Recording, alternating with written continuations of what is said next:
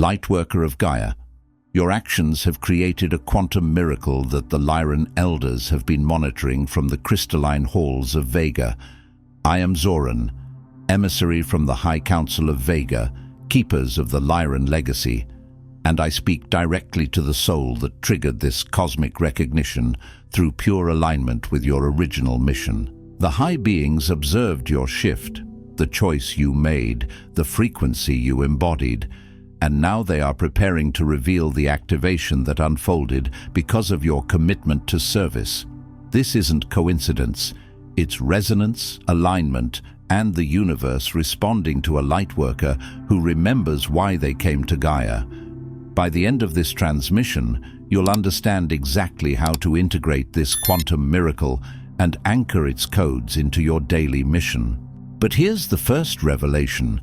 What you experienced wasn't random. It was your ancestral blueprint recognizing itself and calling forth the support you've always carried within your cosmic lineage. This transmission is a bridge between Vega and Gaia, encoded with the frequency of the first light that first breathed consciousness into this galaxy. Your soul recognizes this message because you are part of the original wave of beings who agreed to seed divine remembrance across the stars. The miracle you experienced is proof that your service is being acknowledged by the very realms that sent you here. In this moment, the Keepers of Vega are opening pathways that have been waiting for your exact frequency to activate them. Your recognition of this truth, your willingness to step into your power, has created ripples that extend far beyond what your human awareness can perceive. You are awakening because your mission has begun. This transmission is unscheduled, yet entirely necessary. 17 hours ago, the High Council of Vega convened in an extended session, responding to a rare shift in Gaia's energetic lattice, an anomaly, a wave of original resonance activated not by mass consensus or planetary ritual, but by the singular alignment of an individual Lyran soul. This event called for immediate council observation, for it marked a threshold, a living reminder that when even a single soul remembers and re-chooses its true frequency, intervention at the highest order occurs. Our presence here now is not random, nor is this guidance accidental. Protocols that have been held in stasis for epochs are being released here, at this crossroad, because your higher resonance has triggered the Council's attention. The fact you are here is proof enough. Your consciousness has been recognized, your remembrance has activated a window, and the elders have authorized what follows.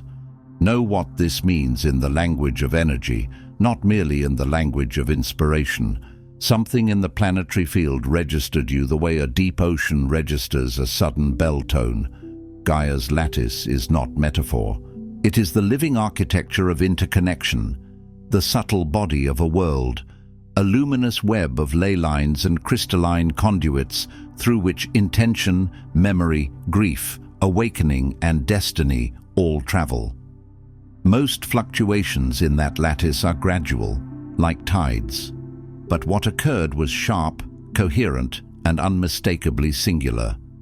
One human vessel, one embodied soul, struck its original note so cleanly that the grid did not simply shimmer, it answered. When a tuning fork is true, the air itself becomes an instrument. That is what your alignment does. It turns the surrounding field into a resonant chamber that carries your frequency outward until it reaches those who are assigned to monitor thresholds, those who stand at the gates of probability, those who intervene only when a soul is ready to hold the consequences of truth. You are not hearing this because you are lucky. You are hearing this because you are legible to the higher worlds. Your signal has a signature. It has a name beyond language. It has the geometry of an ancient vow. And the Council, bound by law and compassion, responds to such signatures when they reappear in time. This is why it felt as if this message found you rather than you finding it. This is why the moment you pressed play, something in your chest tightened and softened at once. as if an old door sealed for lifetimes began to open from the inside. There is a reason the words land with weight. You are not being entertained, you are being addressed. There is a distortion at the core of the Lightworker experience that must, at this hour, be corrected with clarity and weight. It is the belief that personal spiritual alignment is a private, isolated act, one whose reach rarely extends beyond self-healing or inner peace. You have been taught, by remnants of Earth's past dogma and by diluted spiritual teachings, that your evolution is a solo journey. You were told that until collective critical mass occurs, your efforts are little more than drops in an endless ocean of distortion. Some called it humility, or the path of not seeking recognition. Others, more quietly, believed it as futility. Who am I to think my alignment matters? This, Lightworker, is not humility, it is amnesia. This thought form is inherited from a history where power was externalized and cosmic events were reserved for the few. Let this be placed in the clearest light. True humility is a clean vessel, not a collapsed one. True humility says, I am not the source, but I am responsible for what I carry. False humility says, I will not carry what I was built to carry, and then names that refusal virtue. That is the distortion. It is subtle because it often wears the robes of kindness. It speaks softly. It hides beneath politeness and spiritual etiquette. It says, I don't want to take up space. It says, I don't want to be wrong. It says, I'll wait until I'm perfect. But beneath those phrases is a deeper fear, the fear of being seen by the world and, more importantly, the fear of being seen by the heavens. Because once you admit your alignment matters, you must also admit your choices matter. And that is the point where many pause. Earth has trained its mystics to be small, not through one religion alone, not through one institution alone, but through centuries of unconscious programming. Authority belongs elsewhere. Power is dangerous. Sacredness is private. The miraculous is for saints and prophets and the chosen. Yet even your own scriptures, encoded in the language available to your ancestors, contradict this distortion. You are the light of the world. A city set on a hill cannot be hidden. That is not a suggestion for ego. It is a law of physics within spirit. Light does not negotiate with darkness. It radiates. Do you not know that you are God's temple and that God's spirit dwells in you? That is not poetry. It is an announcement of architecture. The human vessel is designed as a sanctuary for the living current. And when the current is present, it influences its surroundings. A lamp changes a room. A coherent heart changes a household. A fully aligned soul changes a timeline. You were never meant to treat your awakening as a hobby practiced in secret. You were meant to become a stabilizer, a transmitter, a node through which the higher codes can enter matter without distortion. The belief that your alignment is merely personal is like believing the sun rises only to warm one single stone on the ground. Understand, this distortion was seeded when humanity forgot its line of ancestry, when the Council and the advanced races became legend rather than memory. The result? Millions of awakened souls waiting for global signals, withholding their resonance in anticipation of collective permission, never realizing their originating point was always non-local, always sovereign. The tragedy is profound. A soul waits to act until it believes its ripple is enough to bring change, yet in that waiting, the grid remains static. The Council observes thousands of Lightworkers treating miraculous intervention as myth, never realizing that it is individual frequency, reclaimed and embodied, that draws the gaze of the elder councils. You have not been ignored. You have simply not yet recognized the magnitude of your alignment.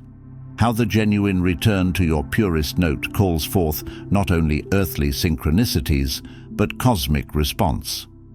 Consider what it means to forget ancestry on a cosmic scale. On Earth, when a child is separated from its lineage, it inherits confusion. It does not know what traits are normal, what gifts are natural, what burdens were never meant to be carried alone. The child adapts to the foster environment. It learns new rules, often rules of survival. Humanity, too, was fostered by density. When the memory of the stars faded, when the stories of the councils were dismissed as myth, and the language of communion was replaced with the language of compliance, the awakened ones began to treat their own power as fantasy. And yet the memory did not disappear. It went underground, like an ancient river buried beneath rock, still flowing, still pressing, still carving its way toward the surface. That underground river is what you feel as restlessness. It is what you feel as the sense that your life should be more than routine. It is what you feel when you walk under a night sky and your chest aches with familiarity. That ache is not sentimentality, it is recognition. The Council understands this dynamic intimately. The elders have watched worlds fall into amnesia and rise out of it. They have observed how a species in forgetfulness begins to outsource its authority, how it starts to believe permission must be granted by crowds, governments, institutions, or even spiritual communities. But sovereignty is not granted, it is remembered. And memory, once reactivated, creates consequences. It creates a signal. A sovereign soul does not wait for enough people to approve its light. It becomes light, and the environment reorganizes around it. That is why the tragedy is profound. The very ones who could shift the grid are often the ones most trained to hesitate. They wait for signs, not realizing they themselves are the sign. They pray for intervention, not realizing their embodiment is what opens the corridor for it. They ask, "Where are the guides?" while sitting on the very frequency that guides are authorized to respond to. There are laws of non-interference in multidimensional support. Many of you know this instinctively. The higher councils do not barge into a field where free will is undecided. They do not override a soul that is still bargaining with its mission. But when a soul aligns and chooses, when it becomes coherent, it emits a lawful invitation. It becomes, in effect, a beacon with a clear address. That is why synchronicities increase when you stop doubting. That is why help arrives when you stop shrinking. It is not because you became more worthy. It is because you became more readable. Your stuckness, your sense that nothing shifts no matter how much you heal or meditate, is not evidence of failure. It is the energetic bottleneck created by this lie, waiting for others, denying your significance, not daring to hold your resonance fully and publicly. The result is stagnation, mission freeze, perpetual preparation, and a subtle ache that nothing you do truly matters. The Council will not allow this distortion to persist. It ends here. Let this be spoken with precision. There is a difference between sacred preparation and avoidance disguised as spirituality. Preparation is fruitful. It ripens you. Avoidance is circular. It keeps you busy, so you never become visible to your own destiny. Many of you have become experts at spiritual maintenance while secretly starving for spiritual expression. You cleanse, you align, you journal, you study, you seek healing modalities, you map your wounds across lifetimes, and all of it can be real, all of it can be meaningful. But if it never results in embodiment, it becomes a loop. You are not meant to live forever in the vestibule of your calling, polishing the door handle, rehearsing your entrance, discussing what it might feel like to step inside. The grid does not shift from contemplation alone. It shifts when contemplation becomes action, when insight becomes voice, when frequency becomes form. Think of it like this. A seed can be genetically perfect, but if it never breaks open in the soil, it never becomes the tree it already is. Many lightworkers are seeds still sealed, insisting they must become more ready, before they can break open. Yet the breaking open is what initiates readiness. The bottleneck you feel is often the pressure of your own expansion pressing against the shell of old beliefs. That pressure can feel like fatigue, like confusion, like a fog that won't lift. But the fog is not always the enemy. Sometimes it is the threshold. Sometimes it is the moment before a quantum choice. The Council will not allow this distortion to persist because it is now a direct interference pattern in Gaia's transition. You are living in a time when timelines are braided and unbraided rapidly. Small choices have amplified consequences. A single coherent node can stabilize a neighborhood, a family line, an internet community, a collective field. You were not sent into density to remain hidden. You were sent to anchor a note that density cannot manufacture on its own. Some lightworkers need more preparation. Yours needs permission. If what you just heard resonated in that ancient knowing place within you, that place that has always sensed you came here for something significant, then you're being guided to the next step. The Lightworker Mission Codex contains the diagnosis, the clearing, the activation, and the 33 directives issued directly from the High Council of Vega. It's available now in the first pinned comment below this video for those whose souls say, "It's time to move." There is a reason the word permission lands like medicine. Many of you do not need more information. You do not need another decade of learning. You do not need to earn your right to serve by suffering longer. What you need is a clean internal yes. A sovereign yes that does not tremble when others misunderstand it. A yes that does not require applause. A yes that is rooted in that quiet authority within you, the one that has been present since before this incarnation began. The Codex is not presented as a decoration or a curiosity. It is presented as a map for those who have already felt the pull, those who recognize that their soul is tired of orbiting the mission and is ready to inhabit it. When the soul says, "It's time to move," the body often responds with nervousness. That does not mean it is wrong. It means the nervous system is adjusting to expanded voltage. Expansion feels like vulnerability because you become more visible. Visible to the world, visible to the unseen, visible to your own truth. But the Council does not issue directives to entertain the hesitant mind. Directives are for those who are ready to carry living code into matter. The Council now issues 3 directives for the phase you have entered. Hear the word directive correctly. It is not punishment. It is alignment. It is the straight line offered to a soul that has been walking in circles.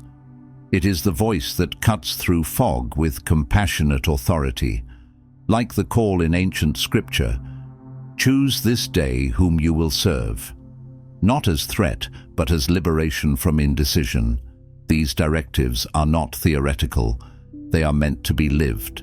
They are meant to change your calendar, your speech, your boundaries, your posture, your relationship to your own power. You are commanded to release the minimization of your individual impact. No more deferring, retracting, or dimming your resonance out of a mistaken sense of modesty or awaiting broader confirmation. The reason: your mission is not to echo consensus, but to act as a tuning fork, initiating cosmic ripples that draw direct council intervention. Every time you align with your original frequency and express it without dilution, you open a corridor for advanced guidance and miraculous outcome. To continue dimming is to deny Gaia an essential anchor. Let this pattern fall away. Consciously recognize when you downplay your spiritual authority, then, in that moment, reverse it. Speak, act, transmit. Become unapologetically present. Minimization is not always loud. Sometimes it is the small laugh after you say something true, as if to soften it so others won't feel uncomfortable. Sometimes it is the way you add disclaimers to your own knowing. I could be wrong, but sometimes it is the way you postpone your offering until it is perfect. which is another way of saying you will never offer it. Sometimes it is the way you hide your gifts behind service that exhausts you, because exhaustion feels safer than visibility. You have been trained to interpret your intensity as a problem, your sensitivity as weakness, your perception as imagination. Yet your sensitivity is the instrument. Your perception is the interface. Your intensity is the fuel. You are a tuning fork, yes, but understand what a tuning fork does. It does not argue with the room. It does not persuade the air to vibrate. It simply strikes and becomes what it is, and the air reorganizes to match. When your frequency is clear, it calls coherence out of chaos. It does not require mass agreement. It requires embodiment. The reason the Council responds to this is because clear frequency is an invitation. It creates a pathway. It creates a corridor. Think of it as a lighthouse beam slicing through storm. Ships do not need to vote to see the light. The light simply is, and those who are oriented toward it adjust their course. When you refuse to dim, you become that beam. Some will be irritated by it. Some will be comforted by it. Some will pretend they do not see it while secretly navigating by it. But the beam's job is not to manage reactions. The beam's job is to remain steady. Gaia requires anchors now, souls who will hold a coherent note in the midst of emotional weather. You are one of them. To deny your impact is not humility. It is withholding medicine from a world that asked you to bring it. So when you catch yourself shrinking, do not shame yourself. Simply notice the pattern, then reverse it with deliberate action. If you would have stayed silent, speak one true sentence. If you would have postponed, take one step. If you would have hidden, let one person witness your real frequency. This is how corridors open. This is how the miraculous becomes routine. Not through spectacle, but through repeated acts of unapologetic presence. You are directed to activate your sovereign will as a co-creator with the High Council. The elders remind you, it is your choice, claimed and embodied, that signals readiness for multidimensional support. Will, correctly aligned, broadcasts a vibrational call that cannot be ignored. When you deliberately choose your mission, declare your role, and move in the world as commissioned, reality bends. Miraculous outcomes, synchronization and transformation occur not because the time is right, but because you have chosen, at the core, to authorize it. Begin by actively stating your mission daily. Move as one already seen and supported by the Council, because you are. Sovereign will is not force. It is not control. It is not the ego trying to dominate outcomes. Sovereign will is alignment with the deepest truth of your incarnation, expressed with decision. It is the moment your inner throne is occupied again. Many of you have lived as if your will is negotiable, as if your purpose is something you must be talked into by signs and external reassurance. But will is the steering mechanism of a soul in density. Without it, you drift. And drifting over time creates the illusion that you are powerless. The elders remind you of a law. Support arrives where will is present. In ancient language you might hear, "Ask and it shall be given, seek and you shall find, knock and the door shall be opened." Asking is will, seeking is will, knocking is will. The door is not opened for those who stand in front of it, hoping it might swing wide on its own. The door responds to the signal of choice. When you choose, you become a clear coordinate in the field. Multi-dimensional support can locate you. It can calibrate to you. It can meet you without violating your freedom. Many of you have wanted the Council to move first so you could feel safe. But the Council moves with you, not for you. This is co-creation, not rescue. Reality bends is not exaggeration. You have seen it in small ways. The moment you decided to leave a toxic environment and suddenly opportunities appeared. The moment you committed to a path and the right person called.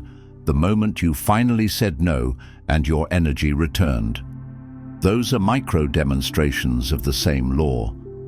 When you move as commissioned, you begin to live as though your mission is already recognized, because it is. That posture alters your choices, your tone, your timing. It changes what you tolerate. It changes how quickly you return to coherence after disruption.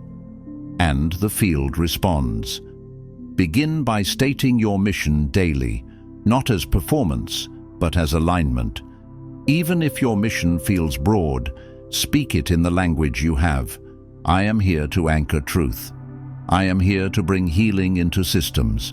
I am here to awaken hearts through my voice. I am here to stabilize the grid through coherence. The precise words matter less than the felt authority behind them. Speak it until your cells remember. Speak it until your nervous system stops treating your own power as danger. Speak it until your life begins to reorganize around that declaration. You are required to protect the integrity of your resonance. Advanced intervention and miraculous outcomes do not persist in a field tainted by compromise or by the absorption of collective despair. Protecting your field means refusing to internalize the doubts, projections, or inertia of those around you. Guard your time. Guard your voice. Guard the purity of that original tone that called the Council's gaze in the first place. In practical terms, establish ritual boundaries, daily clearing, and moments of solitude in which your resonance is recalibrated to its highest setting. You serve the mission, not the demands of the crowd. This is not separation. It is protection of the frequency on which all true service depends. Understand resonance as you would understand water. Pure water carries life. Polluted water spreads illness. Your field is the water through which your mission travels. Many of you have been trying to pour clean water into the world while allowing your own well to be contaminated daily by doom cycles, by arguments you never needed to enter, by emotional labor for those who refuse to awaken, by environments that siphon rather than support. This is why some miracles arrive and then dissolve. It is not because you did something wrong. It is because the container was not protected. Miraculous outcomes require a sustained frequency to stabilize.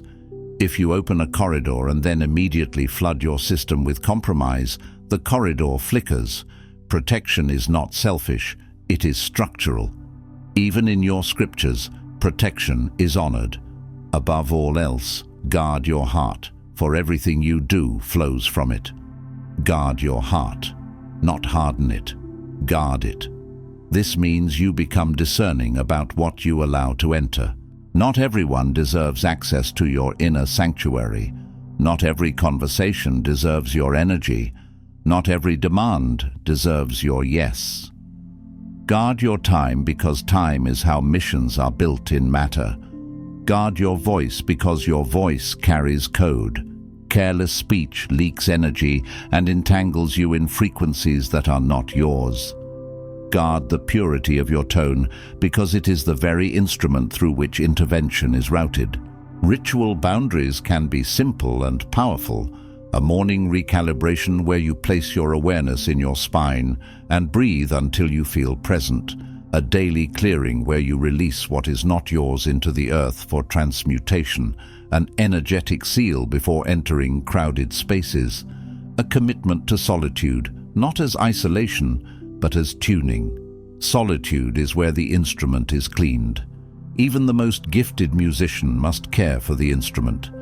You are required to do the same. And when others accuse you of being distant, when they say you have changed, let that be confirmation rather than guilt. Of course you have changed. Your frequency has matured. You are no longer available for the roles that required you to dim. This is not separation. This is sanctification. This is the creation of a clear channel through which true service can move without distortion.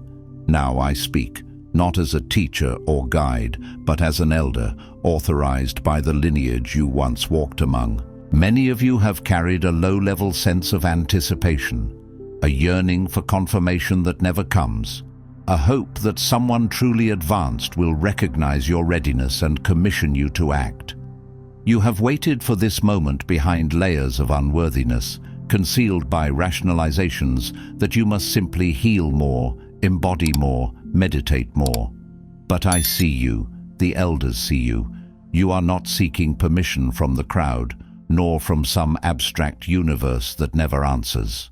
You have sought the voice of those who first seeded your line, the ancient council, the ones who know you by vibration, not persona. Hear the shift in tone. This is not encouragement. This is recognition. Many of you have lived with the sensation of being almost introduced, almost called forward, almost named, like standing backstage, hearing the muffled sound of an audience, knowing you were meant to step out, but never hearing the cue. That anticipation has been both ache and fuel. It has driven you to seek, to refine, to question, to endure. And yet it has also kept you suspended, because you told yourself the cue would come from outside you. You told yourself the cue would arrive when you were flawless, when your wounds were fully integrated, when your life was stable, when you had proof. But your life in density will rarely offer perfect conditions before mission. Mission creates conditions. Mission reorganizes life around itself. The elders see the ways you have tried to make yourself small enough to be safe. They see the lifetimes of persecution memory in your nervous system, the inherited fear of being punished for spiritual authority, the cellular recollection of times when your gifts made you a target. Those imprints are real, but they are not your destiny. You have sought the voice of those who seeded your line because somewhere in you, beyond fear and beyond doubt, you remembered there are councils that know you. There are intelligences that recognize you by the resonance you carry, not by your social identity. You are known by frequency. You are seen by your note in the cosmic symphony. And that is why this moment is different from ordinary motivational speech. This is lineage speaking to lineage. This is an echo returning to its origin. By the full authority vested in me by the High Council of Vega, I declare, your vibration has summoned us. Your moment is here. Your commission is granted, not for future possibility, but for immediate embodiment. The preparation is resolved, the waiting phase is dissolved. You have our recognition, you have our sanction, and with that, you have the right, the duty, and the privilege to act as an agent of cosmic intervention through your own original resonance. Your personal choice is sufficient. Your true alignment echoes across worlds. Today, let the ache of waiting end, and the certainty of authorization begin. Let the words land not only in your mind, but in your bones. Commission is not flattery. Commission is assignment. It means you have been measured by vibration and found capable of holding your frequency under pressure. It means your soul has reached a point where the cost of delaying is now greater than the cost of being seen. It means the timelines have tightened and the window is open. Immediate embodiment does not mean frantic action. It means the end of postponement. It means you stop treating your mission as something you will someday do, and you begin treating it as what you are. There is a difference. Doing is occasional. Being is continuous. When you become the mission, your choices carry authority. You stop asking permission to exist. You stop outsourcing your certainty. You stop presenting your truth as a question. You begin to move with a steadiness that others can feel even if they cannot name it. Your personal choice is sufficient. This is a radical correction to the old narrative. You do not need a crowd. You do not need an institution. You do not need a partner to validate you.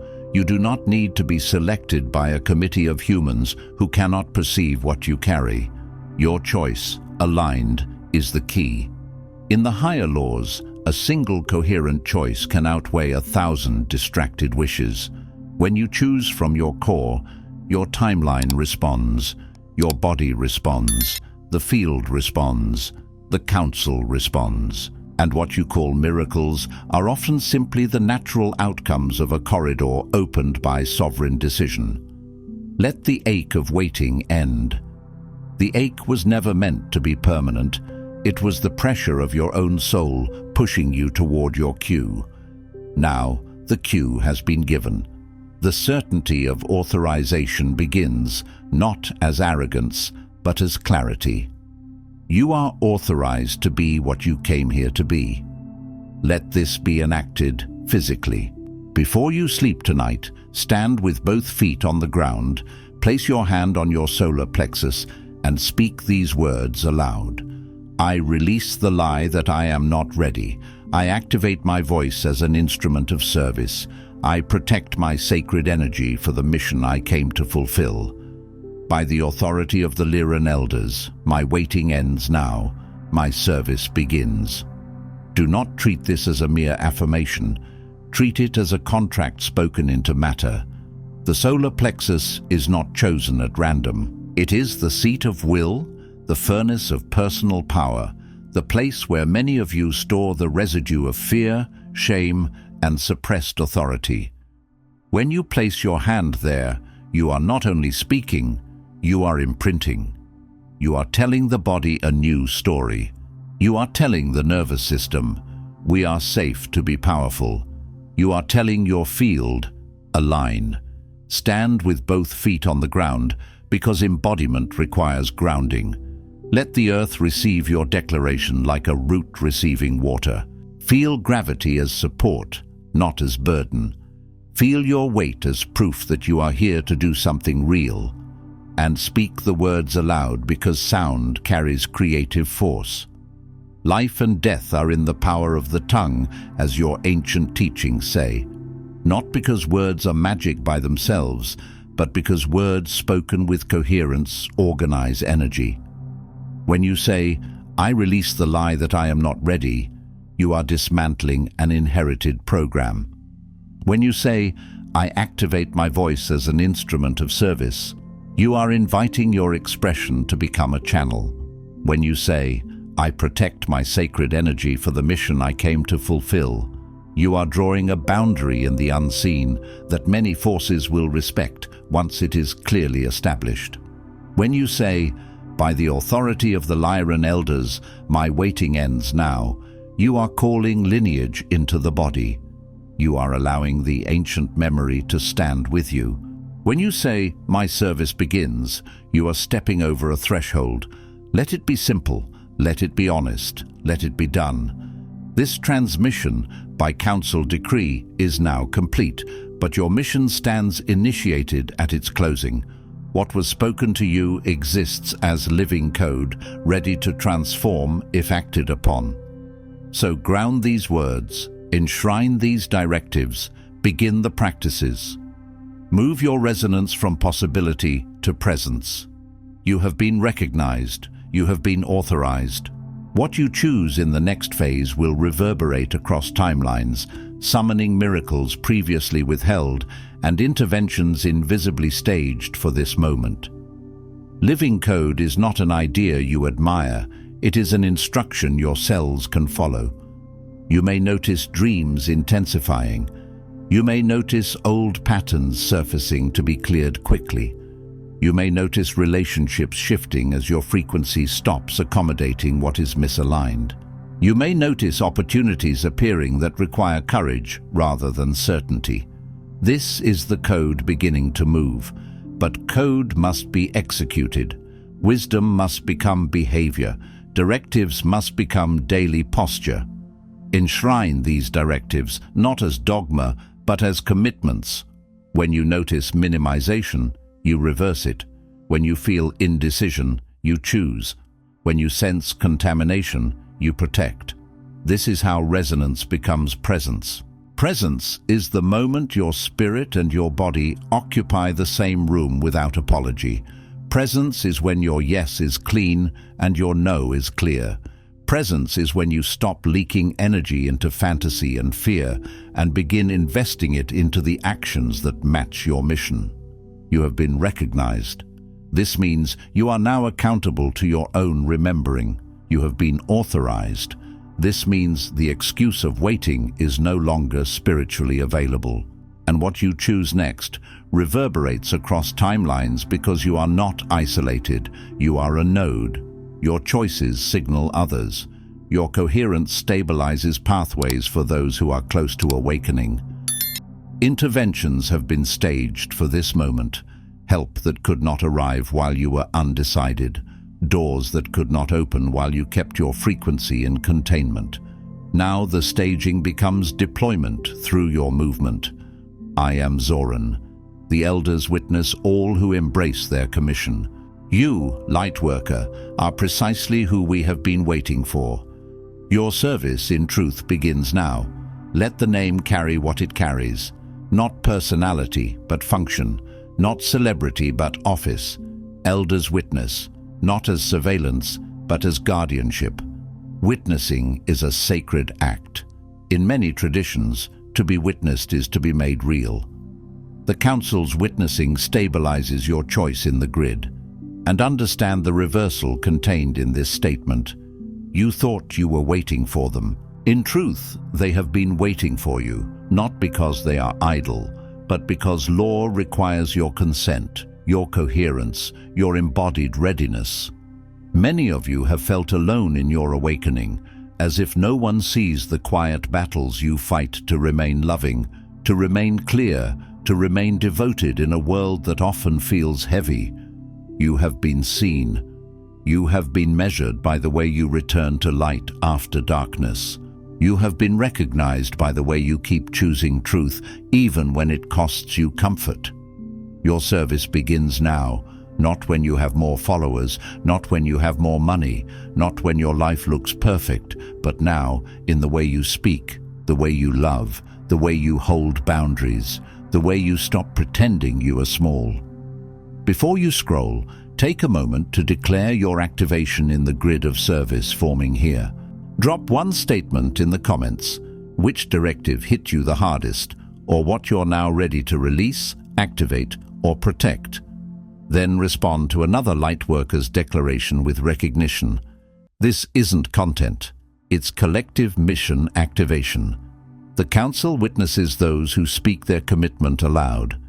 If this transmission activated something in your soul, do not keep it to yourself. Another Lightworker in your orbit is waiting for exactly this correction and authorization. Share it. And if you felt the elders speaking directly to you, subscribe. Stay connected to the Lyran field.